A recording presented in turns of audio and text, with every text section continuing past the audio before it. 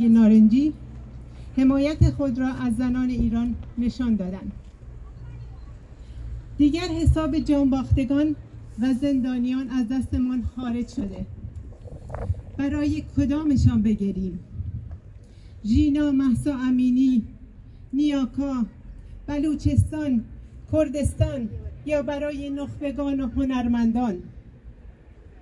وقتی برای عزاداری نیست، باید با تمام قدرت مبارزه کرد تا سرنگونی این رژیم پلید. بعد از نزدیک به نیم قرن خودمان را دریافتیم. زن، زندگی، آزادی.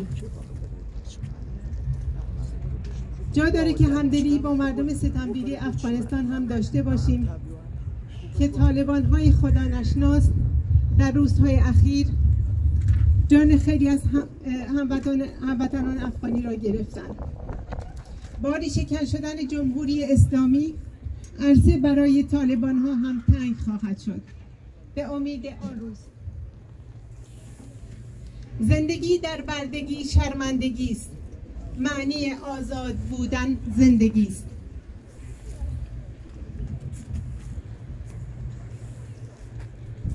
برگولیان راون بنین گرفتم کردم لکردستانی خوم جینم ده. کرد مگر کنده که هر ویرانه به هیلانه کی نشتمانی آودانی جان و رنگیدم ده. ویرانه دوستاو به هر حاتم تنده کی که بوکت کنه و پشتوانی لیما خاکی ایران دکن.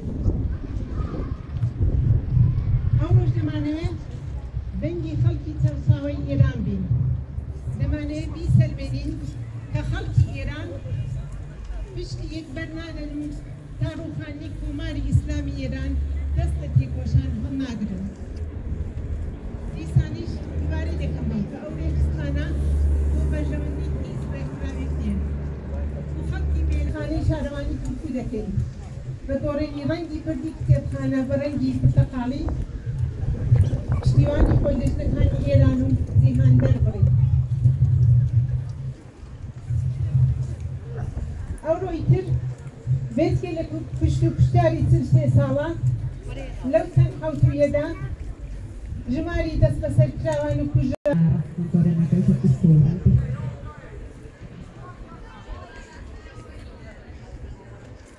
Sahedanin mielenosoituksessa 30. päivä syyskuuta oli tarkoitus osoittaa solidaarisuutta maanlaajuisille protesteille ja vaatia 15-vuotiaan tytön raiskauksesta epäiltyä poliisia vastuuseen teostaan. Joukko ihmisiä asulla. Samaan aikaan siviiliasuiset poliisit ampuivat mielenosoittajia ja sivullisia viereisten rakennuksien katolta. Amnestin keräämien tietojen mukaan suurinta osaa uhreista oli ammuttu päähän, sydämeen, kaulaan ja muualle kehon yläosiin. Näiden luotien tarkoitus oli tappaa tai vahingoittaa vakavasti. Myöhemmin Sahedanissa on kuollut ainakin 16 ihmistä muiden mielenosoitusten yhteydessä. Amnestin tutkijat ovat vahvistaneet kaikkiaan 134 Iranin turvallisuusjoukkojen tappamista.